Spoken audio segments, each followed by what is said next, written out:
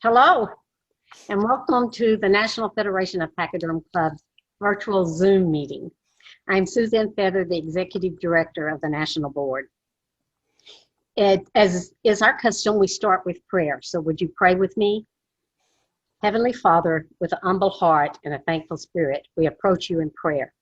We thank you for our freedoms, for the opportunity to contribute our skills, our attributes, and our values toward the good of society.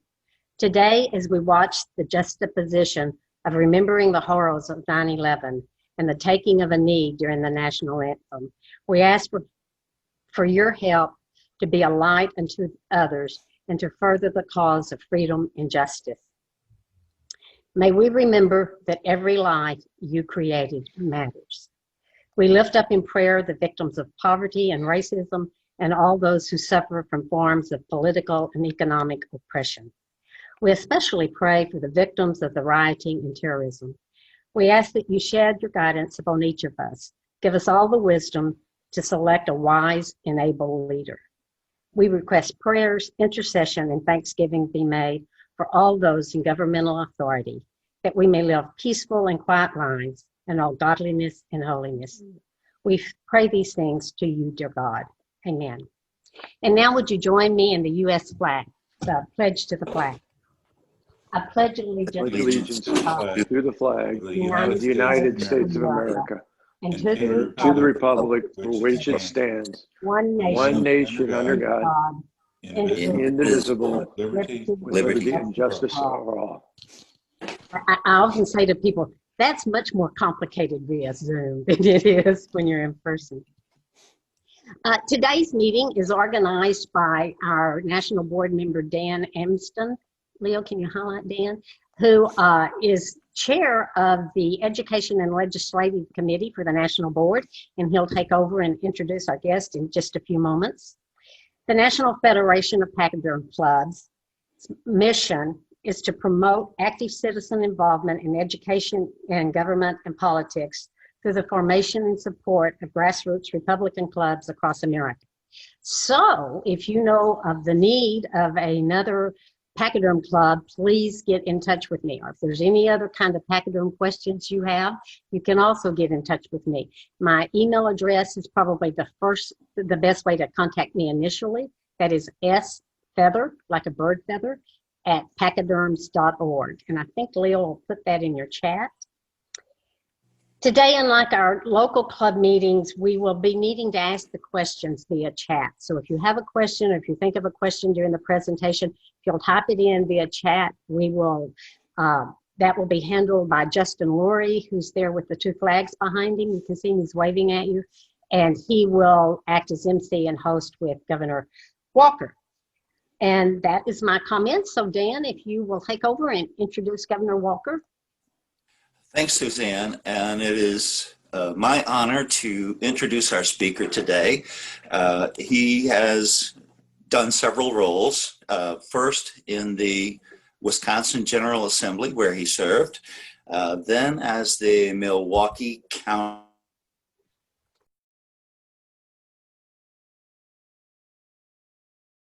To jump in if you'd like. Governor Walker needs no introduction. We all know and love him, and we're so pleased that he is here today with us. There you go. Dan, we're going to Thank go ahead and move, and hopefully you can get your audio worked out. Go ahead. Well, thanks everybody. Great to be with you. I'll share a couple comments. If this was back during the Obama administration, I'd be afraid that NSA, I should say, had chopped into our live stream here, but it's great to be with everyone. And particularly a somber day in many regards, obviously with the 19th anniversary of the attacks on 9/11. I'm not going to talk obviously extensively about that, but I certainly can't start off sharing a few comments and then opening up to questions without remembering that day, a day we should never forget.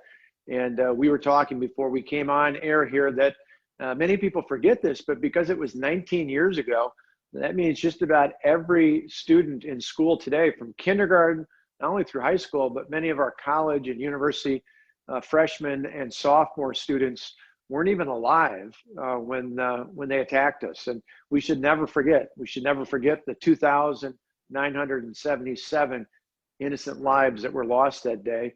Certainly shouldn't forget the the firefighters, the Port Authority, the New York City police officers, the folks in the Pentagon who stepped up, all the heroes, including the 40 passengers on United Flight 93 who knew that it was likely that the plane would, in light of what was happening in the other sites in New York and Virginia, that they were likely on a plane that was going to target a place, maybe the White House, maybe the U.S. Capitol, or some other substantial site. And a group of those passengers rushed the terrorists, rushed the cockpit, and brought that plane down in a field over Pennsylvania. Each of them were heroes, and we should never forget them. But we also should never forget the people who did this to us, the radical Islamic terrorists, not only those 19 hijackers, but to the people like Osama bin Laden who orchestrated and who trained and prepared this, the people who funded it. We should never forget not only who did it, but why they did it. It was our freedom that threatened them. And that's really what I want to talk a little bit about today, and then open up some questions. And I should also begin by saying thank you. So many of you on this call, particularly back in 2012, but in each of our elections, but in 2012, 8 years ago, we faced, one of the biggest attacks from the left that we had ever seen, short of a presidential election, in the recall election, starting out originally in 2011 with over 100,000 protesters occupying our state capitol until we ultimately succeeded, and then trying to take us out in a recall election. So many of you sent us donations, made phone calls. Some even came up to volunteer in Wisconsin. I just want to say personally, on behalf of me and my family, and really on behalf of the people of Wisconsin, that we were ultimately able to continue to benefit and continue to do good things for. Thank you. Thank you for your help for me, and thank you for your continued help for the president and so many other great Republican candidates. Today, I thought I'd share a little bit. I obviously was blessed to be elected 3 times as governor, to serve 2 full terms, to really have moved forward on everything from not only union and budget reform, collective bargaining reform. We cut taxes by over $13 billion. I was proud to sign a bill I authored as a lawmaker that was requiring a photo ID to vote. We did massive welfare reform, prevailing wage reform, regulatory reform, education reform. Our reforms not only took on the union bosses, but really were about taking power out of the hands of the big government special interests, in this case, the union bosses, and putting it firmly into the hands of the hardworking taxpayers. That allowed major education reforms. Our schools could hire now based on merit. They can pay based on performance. That means they can put the best and the brightest in the classroom and pay them to be there. We were blessed to do so many things, and thankfully, in light of the really difficult circumstances, not only my state, but others across the country are experiencing because of our reforms. Our pensions fully funded, our rainy day funds 190 times bigger it was than we took office. Our economy was strong before all of this, and will be shortly here going forward. Because of all those things, we, and I say we, it wasn't just me, it was Republicans in the state legislature who helped us. We were able to turn the state around, and we're much better off because of it today. That can happen, if it can happen in Wisconsin, a blue state, a state where AFSCME, the Public Employees Union, was founded, a state that started the first income tax and collective bargaining, a state that once upon a time was the home of the progressive movement. If all those common sense conservative reforms can work in Wisconsin, they can happen anywhere with the right time and the right leaders. And that's part of the reason why in the last, more than a year and a half now since I completed my 2 terms as governor, I've been helping a number of key projects. One of them is the National Taxpayers Union. Many of you are aware of NTU. They've been around literally for over 50 years, being the lobbyist, if you will, for the taxpayers. Not for special interest, not for corporate, not for labor, but for the taxpayers. And probably most well known for the scorecard they put out of every member of the House and the Senate, both parties every year, laying out who's voting on behalf of the taxpayers and who's not, getting everywhere from an A to a failing grade. You look at what they've done to advocate not just against tax increases and for tax cuts, but for regulatory and other changes that really do have an impact on the taxpayers. And I've been pleased to help them as they brought in over this past year a new program called Cornerstone, which I would invite all of you to participate or be involved with. Cornerstone is headed up by a former state senator, Leah Vukmir, who actually came from Wisconsin, but more importantly than having served in my state, she was the prior president of an organization called ALEC, the American Legislative Exchange Council. That is essentially the group of lawmakers who have a more common sense, free market, conservative view, as opposed to the National Conference of State Legislatures, legislators, which includes both Democrats and Republicans, and oftentimes is way too much on the side of pro-government as opposed to pro-individual and pro-everyday people in this country. So Leah was the head of that. She was the president as a lawmaker of their board and of their organization. That puts her in the catbird seat to understand who the players are in all 50 states. As I like to say, she's really good, as I saw her in my state Senate, where when the doors were shut, she'd rattle the cage a little bit to tell people, hey, all of you Republicans need to act like it. That's something that she's been doing effectively through this Cornerstone project with the National Taxpayers Union, and something I hope you'll want to be involved with and engaged in to make sure they come and are involved in issues that are important in your individual states. It's important to elect Republicans, common sense, conservative leaders, but it's also important once they get in office to make sure they do the things they said they'd do when they were running for office in the first place. That would have been important last year no matter what, but I think in light of what we've gone through over the last 6 months or so, with the global pandemic, with the impact, some more heavily than some states where they shut things down longer than others, but every state having an impact, you're going to see not only the impact on the economy, but for many of our state and local governments, it's taxes. It's revenues are down, fees are down, the economy has been impacted. There's going to be an incredible push in the future come this next year in states all across the country, in cities and counties for that matter, to raise new taxes to feed the new funding they want and to make up for the revenues they lost earlier this year. That's why all of us, not just the Taxpayers Union, but all of us are going to have to be vigilant in making sure we remind our elected officials, particularly those Republicans, that that's not what they ran on. They're not tax and spenders. They need to do what everybody else has done in their own businesses and in their own homes, and that is manage their budgets. One of the things I've said for years is it amazes me that in my own small business and in my own household, I figure out what my revenue streams are, and then I plan a budget accordingly. It's only in government where the bureaucrats and the politicians make a list, a wish list, and then they go out and figure out how many taxes and how many fees they're going to raise to fund that ever-growing wish list. We need to turn it around and make sure our government operates more like we've been operating, certainly in the last 6 months, in our families and in our small businesses. We saw it more than a decade ago in the recession. We see it again now going forward with what's happened since the pandemic. We fundamentally need to make sure that they're reestablishing priorities. No business would say, well, I'm going to cut my quality in half in order to keep my business going. No business would say, we're going to double the price of our product, or people just wouldn't come there.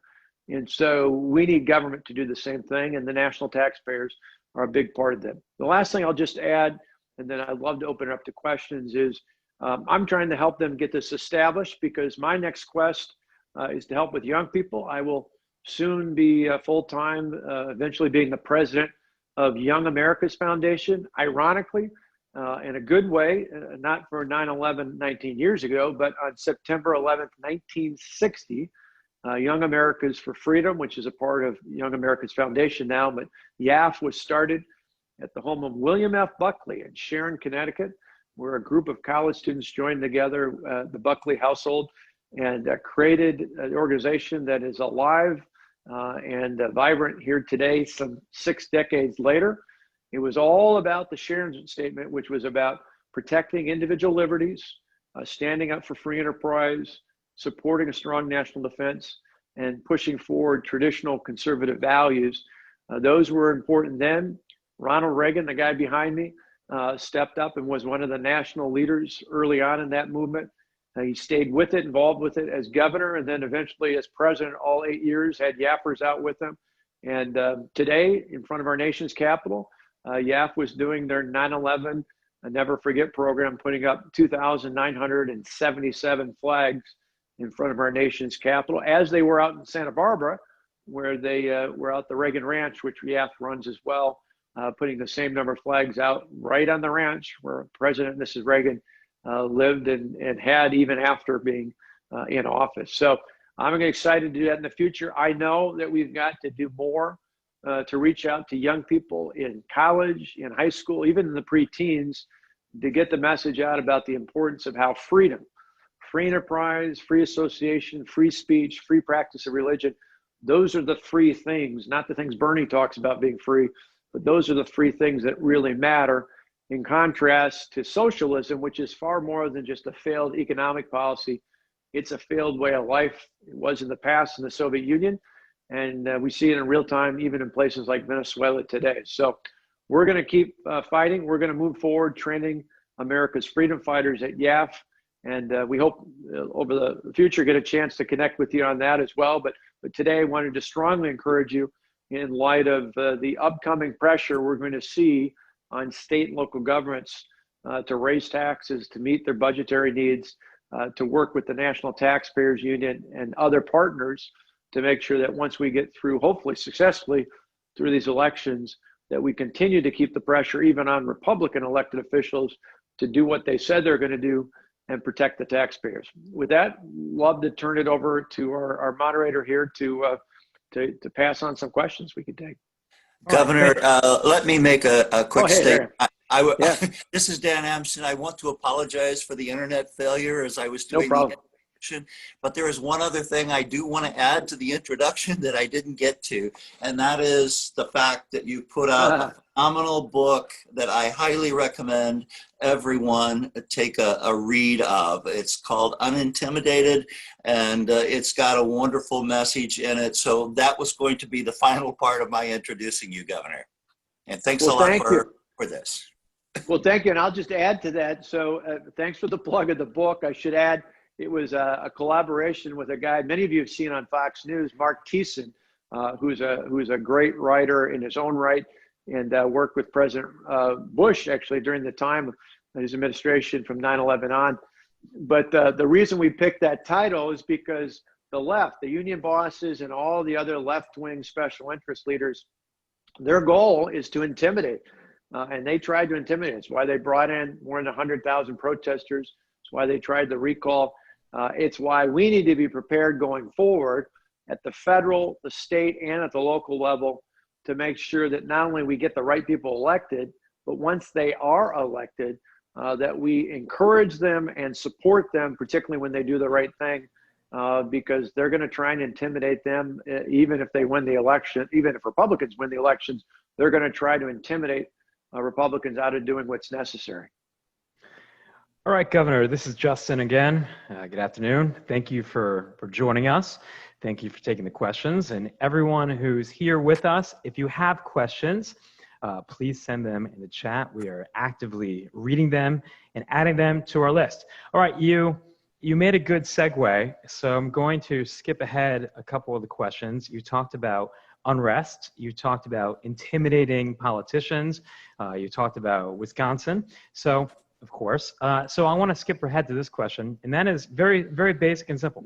How should the unrest in Kenosha, how should it be handled? Well, there were two different ways to do that. We saw it in a matter of days. The first way was a failure. I said both were leadership tests.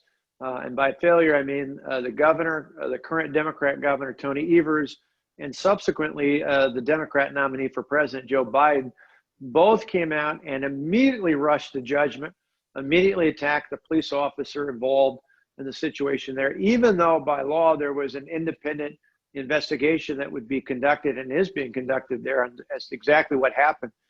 They immediately rushed to judgment and said, excessive use of force, the police officers need to be held accountable, and said nothing about avoiding the kind of violence that we've sadly seen all too often this summer in Portland, in Seattle, in Chicago, in Baltimore, in St. Louis, in New York City, and elsewhere. And so what happened was it essentially put up a green light, even though Joe Biden and Tony Evers may not have said, hey, go out and riot. They didn't say anything to discourage it either. In fact, the local newspaper in Kenosha, a few days after that, a paper that, by the way, historically endorses Democrats for office, came out and attacked the current governor, saying that his statements actually fanned the flames before the rioters even got there.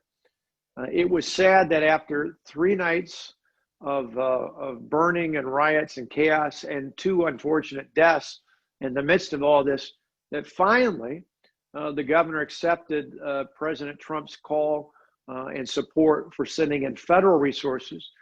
They sent 200 federal agents in, and then members of the National Guard came in from other states to join with members of the Wisconsin National Guard to come in and have a massive show of force.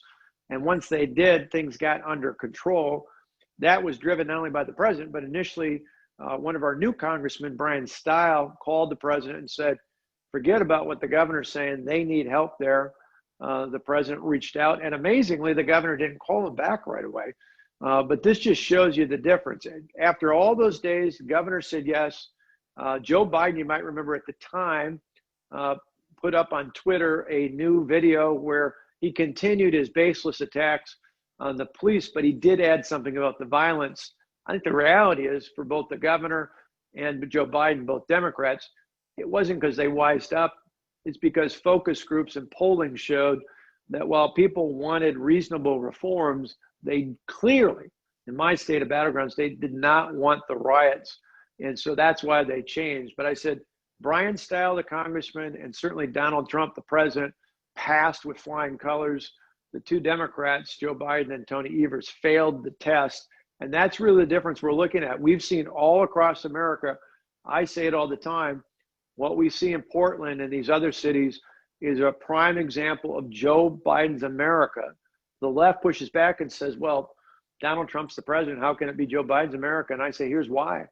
When you have weak Democrat leaders who refuse to enforce law and order, who refuse to bring in the force necessary, not to create chaos, but to stop it, to calm things down and get back to normal, that's what will happen in this entire country, sadly, if Joe Biden's elected president of the United States.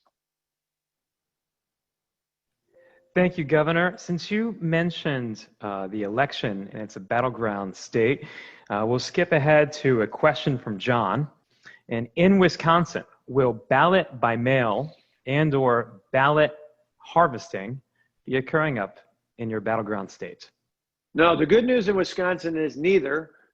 We have absentee voting, which I should stress, the media doesn't get this, is light years different from the ballot by mail that we see in California, that's being pushed through Nevada and other states. In Wisconsin, if I vote absentee, which I did this spring, I, as an eligible registered voter with photo ID on file, have to make a request to my jurisdiction. That jurisdiction then sends it back. I have to have a witness still validate that I signed the ballot after I voted, and then they count it. In California, and now going forward in Nevada and other states, they're looking at a blanket mailing where they send ballots out to every household that might, I say might, have an eligible voter there. It doesn't matter, it could be 10 years ago, so that person's lived there. And so that's where the problems come in, is that the reality that, people who haven't been there in years, somebody else could get that ballot and try and vote on their behalf. Thankfully, Wisconsin doesn't have that. It only has absentee voting, and we don't have ballot harvesting. Thank you, Governor. We'll move on to a question from Brad. He says, since we are praying for peace here on September 11th, what do you think about the peace accord between Israel and the United Arab Emirates? And now Bahrain is included as well. Well, I think, the left laughed and mocked when one of the European lawmakers stepped up and nominated President Donald Trump for the Nobel Peace Prize. I think it's actually quite extraordinary what he has done, particularly in contrast to the fact that Obama got it without ever hardly doing anything. He just showed up early on in his presidency, and suddenly they gave him the Nobel Peace Prize for just what he might accomplish, which he didn't. This president really has aggressively made many good deals, whether it's on this or trade or other issues across the country and around the world. But when you look at this, these are the things that people said weren't possible, particularly in light of the fact that when the president not only talked about it, as many presidents of both parties have done in the past, but when this president did more than talk, he actually moved the embassy, the United States Embassy to Israel, to their seat of power, to Jerusalem, where the Knesset, the prime minister, reside out of Tel Aviv. Boy, you would listen to the naysayers out there, including many embedded in the State Department, and they were saying, you know, the blood was going to be on his hands, that this was going to create massive chaos. Instead, we have not seen that. In fact, we've seen other countries start to follow. And at the same time, he has been able to broker what I think are some really remarkable peace accords. And I think many more will follow if the president's given the chance to have 4 more years, because he's, you know, the bottom line with all this stuff is he's not a Washington insider like Joe Biden. He really doesn't care what they say at the cocktail circuit in Washington. He just cares about keeping the promises he made to his customers, which are the American people. Thank you, Governor. Our friend Leo posted in the chat a link to the governor's book on Amazon. And Nice. The governor is also a columnist for the Washington Times. And before we went live today on today's chat, we were talking about his article. Governor, would you like to share the topic of what you wrote about there on the Washington Times? Well, it's clear the idea that we should never forget. And as I was saying, we should never forget the lives lost, nearly 3,000. We should never forget the heroes involved. We also need to make sure that we never forget who did this to us and why they did it. You know, it's because of our freedoms, the freedoms that we hold so dear. And as much as the media loves to create division and chaos, you know, our country, and we do have some clear ideological differences, but as a country, we still enjoy a country where all people are created equal. Where we are a country where we have tremendous freedom and opportunities, and they didn't want that. So it's really important to remember that. So yeah, it sounds like you'll pass on the link. It's in the Washington Times. I write a column every Friday, as well as doing a podcast that you can reach at scottwalker.com. Thank you, Governor. You've talked about the young Americans, and we put the link there also in the chat. Are there any of the future goals or metrics that you'd like to share with us on once you become president, what you'd like to achieve the next year, 2 years, 3 years? Well, they do some great things. In fact, about 2 decades ago, when the Reagan family was going to sell off the ranch in Santa Barbara, YAF stepped up and found the resources not only to buy that and protect that, but then a few years later built a Reagan Ranch education center. And so before all this pandemic, each month there were students coming in, both high school and college, for conferences. They have conferences in the Washington, D.C. area. They have regional conferences. They have over 500 chapters on college campuses across the nation. They're the largest conservative speakers group in the nation on college campuses, including some names I'm sure many people are familiar with. People like Ben Shapiro is exclusive to YAF on college campuses. So there's younger folks like him, and then there's great old timers like my friend Art Laffer, who speaks for us on college campuses as well. In terms of going forward, part of why the board asked me to be a part of this was not to fundamentally change what Ron Robinson had built over the years, but rather to expand it, to have kind of compounded interest, knowing that what we do works. We just have to reach more young people. So I want, ideally, I'd like to have a chapter in every campus, not just 4-year, but I'd love to have them at 2-year technical or community colleges. I think there's ripe for opportunity there. I'd love to expand even further into our high schools. I'd like to start reaching out to preteens, knowing that when Ronald Reagan ran for president in 1980, I was a 12-year-old, and I know what an influence he had on me, not just as a Republican or a conservative, which I am both, but as an optimist. Ronald Reagan's eternal optimism in the American people was infectious. And I want to get those sort of messages out sooner to young people. So we'd like to do that. And we need to find new ways to communicate, not just in speeches on campus, which will broaden, but digitally and otherwise, to reach more young people, to really spell out that difference between socialism, which is what the other side is pushing, and freedom. Governor, I'm going to ask you a hard question now. And you mentioned Reagan, and of course, we're looking at the picture of Reagan over your shoulder. Now, you've had a very uncommon experience running for president, a major candidate for president. Could you share, if you're willing, if you were to do it again, and I'm not trying to put you on the spot about this one, but if you were interested in doing it again, what would you do differently the second time around than the first time? Well, I wouldn't run when Donald Trump was running. That's probably the most important thing. Because what we saw, he was just a phenomenon. He was understandably so. People forget back 5 years ago, and thankfully they've gotten better since, but back in 2015, Republicans had just taken the Senate, and obviously Obama was the president, but we had the House and the Senate. The House passed it, but the Senate would not bring up a bill early that year, all the way through the fall, nearly the end of the year, to repeal and replace Obamacare. And I think not just on that issue, but as a matter of principle, there were so many voters, particularly primary voters, who said, hey, wait a minute, you guys told us you were going to repeal and replace. And, the inside the Beltway, the argument inside that bubble there was, well, Obama is going to veto it anyway.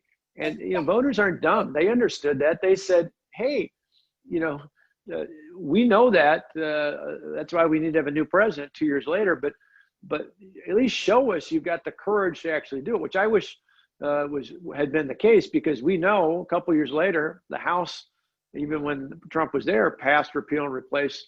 And unfortunately, they couldn't get the final votes needed to pass it in the United States Senate.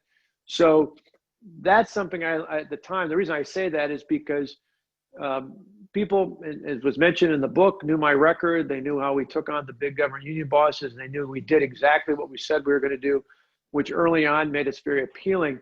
But I think as time went by and people saw that Republicans in Washington weren't getting accomplished what they promised, they increasingly looked for an outsider. It's why for a period of time, not only was Donald Trump up in the polls, but Ben Carson and Carly Fiorina were both high up. Eventually the president, just because he's got the sheer force of personality, did that. But if I ever ran again, part of it's just timing. God's providence picked the right time. But I think for us, we would just lay out a very, very clear plan. It wouldn't be enough to just say, I did these things. You got to lay out exactly what you're going to do in the future. And to the president's credit, he did just that, and he delivered. Even for those who might have been skeptical of them 4 or 5 years ago, this guy did it. I mean, massive tax cuts, regulatory reform, arguably the most pro-life administration ever. Looking at judicial picks, some of the greatest picks, people uphold the Constitution and don't make the law. I mean, just issue after issue, moving even something as simple as moving the embassy to Jerusalem. These are all things that people talked about before, but nobody else had the courage to do. And I often laugh when the media tries to, pin a tweet or a comment that maybe wouldn't be exactly the way I would say it, and has me try and defend it. And I say, look, Washington is filled with politicians who say all the right things, but don't get things done. This president may not always talk or tweet the way we do here in the Midwest, but he actually gets things done. And in the end, if I got to pick between a talker or a doer, I'm going to pick a doer every single time. Thank you, Governor. Thank you very much. That was an unusual question, so thank you. You talked a lot about disappointments in the U.S. House of Representatives, and a question from our chat is, how do you feel about the endless, and it gives a little bit of quotes here, investigations and these so-called hearings that have been going on in D.C. continually for the last 2 years? Well, one, it's obnoxious, but secondly, on the upbeat Republican side, I give Kevin McCarthy a lot of credit for putting people like Jim Jordan on as the ranking member on Judiciary, and empowering Nunes and others to go out and push back against this just outrage. In fact, I think it was not too long ago, a month or so ago, when our Attorney General Barr was in front of the House committee.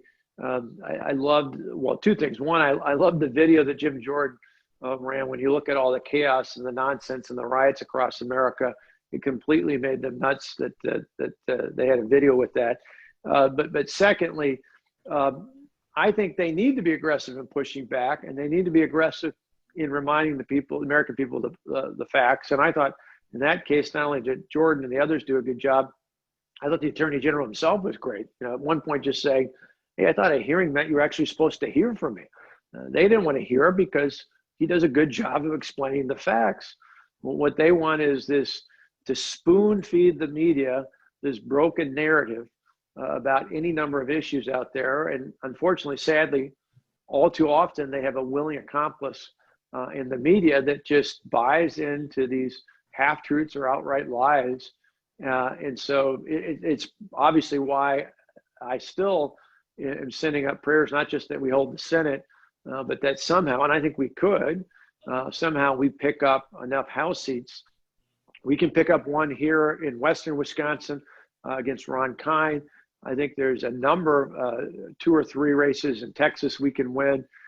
There's probably 4 to 5 at least or more seats in California. Amazing when it comes to winning back the House. There are seats that go beyond just traditional competitive battleground states. In New York, Staten Island, I think there's a real shot there. In places like Florida, which is a swing state, there's a couple House seats there that we can win in. We can certainly win and pick up a seat in the Commonwealth of Pennsylvania. There in Oregon, there's a great candidate who was one of the guys on the train to Paris who who apprehended the terrorist that was trying to take over that train. There's a lot of House seats we can pick up. And I think when we do, we get the House, we get the Senate, or keep the Senate, and the president gets reelected. Then we got to hunker down and finish off the good work we started. Thank you, Governor. Here's another question from the chat. It talks about some very prominent, nationally known Republicans who refuse to support or endorse President Trump. And even after all the accomplishments that you just stated and listed, and even some of these accomplishments are things that these Republicans have stated they're in favor of, but they still won't support the president. We're wondering, the question in the chat, if you have any feedback or analysis on why that might be. Well, I think a lot of it's interest beyond just politics. You look at any number of the folks that were rolled out either at or as a part of the DNC, and many of them are people who are now lobbyists. One in particular I recall, I think, is a former member who's a lobbyist and actually does some lobbying for Russia. You look at some of these others, excuse me, some of these others, I mean, John Kasich, for example. John Kasich gets paid by CNN now to attack this president and his administration. Is anybody shocked that he's for Joe Biden? I mean, it's just a part of reality. That's who he is and what he does these days. I think the bigger deal is what I hear from, and that is Democrats who, particularly in the last month or two, not just elected, but Democrat voters who are pushing back because of the riots specifically, who say enough is enough. We can't have this. This is out of control. Or even things as simple as we can't have people undermining and attacking the police. Obviously, what happened to George Floyd was wrong, and the president, the vice president, everybody across the political spectrum spoke out against that. But we can't have this defund the police mentality at a time when we need to defend the police, the good and decent, law-abiding men and women who are protecting us every single day. I think that's bigger than a handful of has-beens, many of whom are lobbyists these days on the Republican side. I think it's the Democrat voters, many of whom were the same sort of voters who helped Ronald Reagan, particularly back in 1980, who, as Reagan said, he didn't walk away from the party left him. This is also a good segue for a question that just came up in the chat while you're talking about law and order. This is something that's talked about very often among circles here in Texas, and that is, who do you think is behind the BLM and the Antifa funding? Where does the money come from? That's a real Yeah. question. Well, two parts. One on BLM. It's not a stretch to say, because they've said it themselves. It's been documented repeatedly that the founders of this organization are Marxist. What they want is way removed from what the original protests were about, which is precisely why the Democrats in the Senate were disinterested and outright opposed Tim Scott's measure they'd been working on, the Justice Act, to provide true, meaningful reform. They didn't want that. The people are concerned who were involved, not in the riots, but in some of the early on peaceful protests, should be put off by Senate Democrats. But that's because this is part of a larger plan. And George Soros in particular, but others, I think, are funding the group. They want anarchy, they want chaos, they want to push things. And that's why we've got to push back. That's not who we are. I'm hopeful, and it's one of the stories, my book was held up. It's one of the stories I thought about. I think, as usual, the left has overdone it. You know, they're so angry, they're filled with so much anger that they go completely over the top. I had a similar situation. They didn't burn a city down, but they came out early between the protest and the recall, early in my tenure. And that particular day, I was outside the Capitol at an event called the Torch Run for Special Olympics. I'd done it for 20 some years. It's law enforcement comes out, police officers, troopers, agents, and others come out to run, to raise money to help the Special Olympics. There's a number of the Special Olympic athletes there. So this is on the square of the Capitol. I come out to talk to them, and Lord knows why, but that day the protesters were dressed as zombies. I mean, literally dressed as zombies. They came out and got between me and the athletes. Thankfully, instead of doing what would have been instinctive, God's providence had me focus on the athletes. And so that night on the news, instead of it being a battle between me and the protesters, it was the protesters disrupting the Special Olympics event. And I think that was one of those turning points where even middle of the road undecided voters said, who are these people? We're not like that. We don't do things like that. And I think that's what's happening with these riots. When you see attacks, businesses being burnt down, threats being made, I think even people who may not always like the president's tweets or texts or comments, I should say, on this issue or that issue, I think they look at this and go, hey, if Biden can't speak out on this, if the local Democrats can't do anything about this, I say enough is enough. I'm going to vote for Donald Trump and restore some law and order. Thank you, Governor. We have a question from Wolfgang in our chat. He is a recent citizen. I'm not sure if I'm saying that right. He recently became a citizen. Is that okay, Wolfgang? Hopefully, about 2 years ago. And he sees the biggest problem is that the media either does not report or it underreports any of the great accomplishments that we've seen from President Trump in the last few years. And how is it that the common voter is just completely unaware of what's really going on in Washington, all the great things and the like? So how is it that we can combat the dishonest media? Well, first off, I should say to Wolfgang, congratulations. One of the proudest moments I had in watching the RNC convention was, I think it was on Tuesday night of the convention, when we saw about a half dozen, maybe it was 5 or 6, of our new fellow citizens taking the oath of citizenship.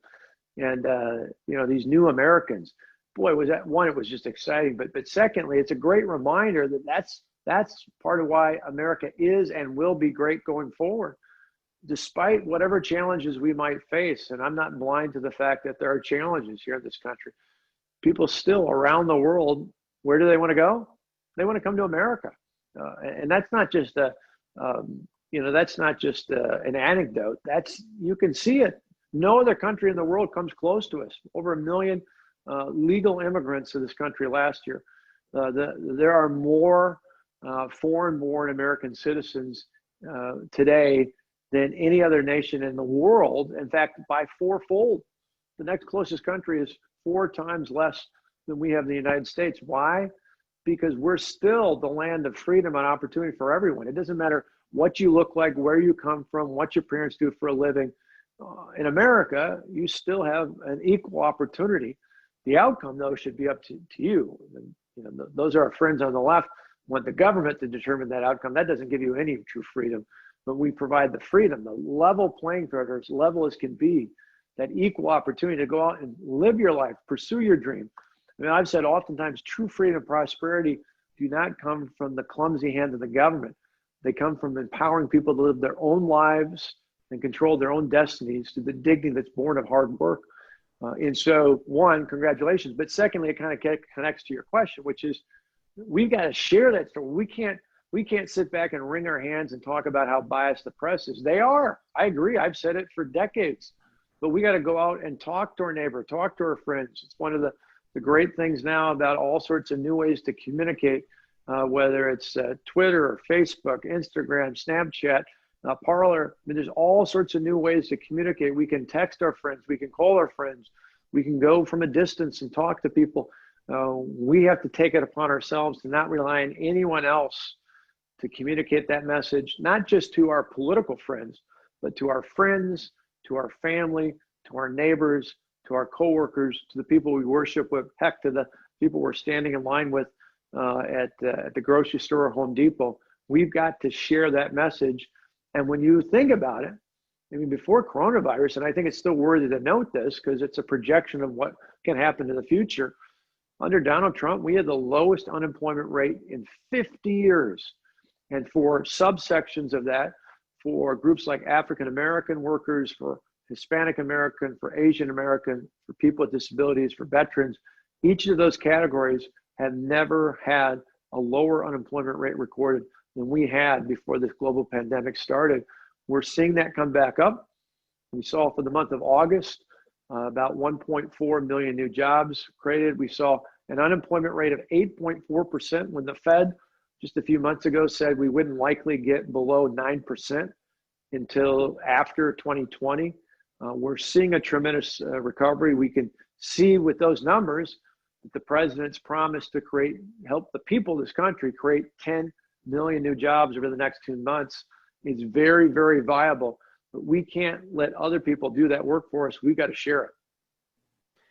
Okay, Governor, I'm going to give you an easy question first, and then I'm going to put you on the spot with the hard questions and making predictions, okay? All right, so we talked about the virus just for a moment. Wisconsin is a big football state. Anybody on the phone here who's unaware, right? They have the Badgers, they have the Packers. Do you think the Big Ten football season should be played? 100% yes. I was talking to Pete Ricketts, who I was with the other day, and Pete's trying to get Kim Reynolds and Governor DeWine from Iowa and Ohio, respectively, to push the commissioner to do just that. We saw a game last night, the Kansas City Chiefs and the Texas Texans. There's no reason why we can't play football and be responsible at the same time. Yeah, a lot of us are from Houston, and we're trying to ignore that game getting blown up by the Chiefs last night. But okay, now the million-dollar question. Here's a weird little bit of trivia I bet you didn't know. So, the Chiefs, when they moved in 1963, they were the Texans. They were the Dallas Texans. And the Hunt family moved them to Kansas City because of an offer there, and obviously eventually became the Kansas City Chiefs. But isn't it funny that for that game you had the old Texans and the new Texans? and one of your best Texans, although I hope he gets better and healthier this year, is J.J. Watt, who grew up just down the way from where my lake home is at. Oh, well, there goes the next question. Okay.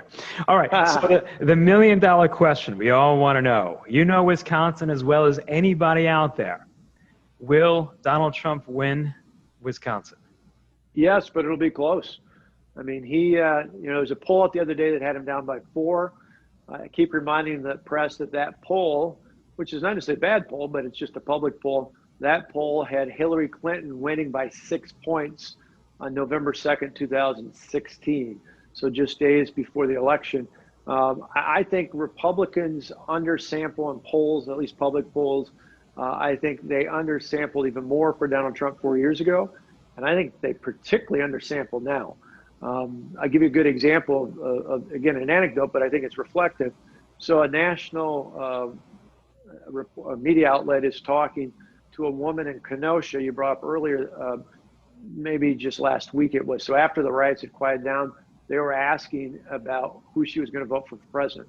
It was an older woman, happened to be African American, in Kenosha. She said she was undecided.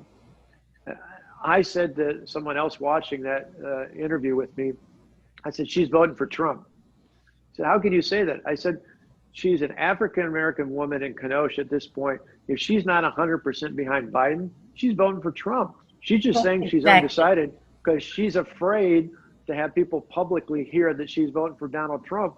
And I think there's a whole bunch of voters, regardless of race or age or background, who don't want their neighbor or coworker to know it, but who think, you know what, Joe Biden is just horrible. He's not only outsourced his agenda to the radical left, every day we see his mental capacity go down, combined with the fact that while they may not always agree with Donald Trump, they know exactly what they're getting, and the guy delivers.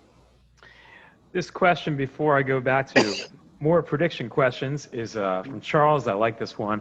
There is a medal hanging up by the door behind you as we're taking the office tour of your office. So we already asked about the painting. So now we're curious, what's the medal hanging up behind you? It's actually from there's a national association that involves all the National Guard officials from across the country. And because of the support we gave them, and not only in the state, but the work we did to try and help protect the National Guard across the country in dealings with the federal government, they gave me an award a few years back because of that. Maybe we should get a Pachyderm award to go. Yeah. Go right. Well, if I turned around, I'd mess up the camera here.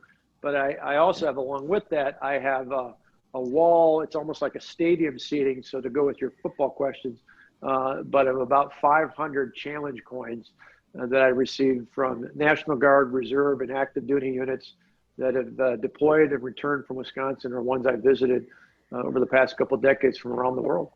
All right, last question. Here's a tough one. I asked this to all my friends in politics around the country, especially DC. I said, all right, come 2020, which state's electoral college speaking will flip, either from red to blue or from blue to red?